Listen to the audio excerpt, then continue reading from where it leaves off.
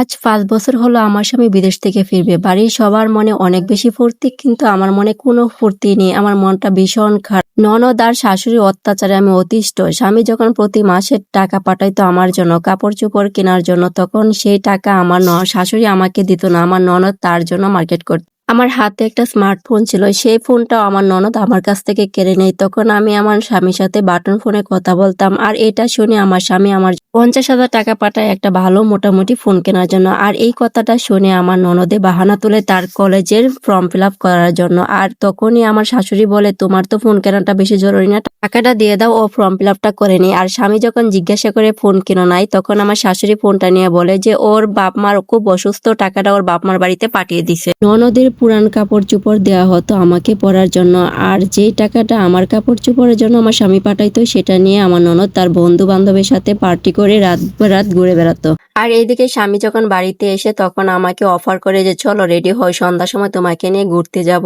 অনেক পুরো পৃথিবীটা আজকে তোমার সাথে আমি কাটাবো, কতদিন হলো তোমার হাতটা ধরে এক কাপ চা খাই না। রেডি হয়ে যখন তার সামনে আসতাম, তখন সে বললো, কি ব্যাপার, এমন একটা শাড়ি পরলা, তোমার প্রতি মাসেই তো তোমার জন্য টাকা পয়সা পাঠায়, কই তুমি কি শপিং করো না? আমি বললাম, শপিং কি জিনিস সেটা তো আমি জানি না, বিগত কত বছর ধরে আমার গায়ে তো কোনো নতুন কাপড়ের গন্ধও আসে না।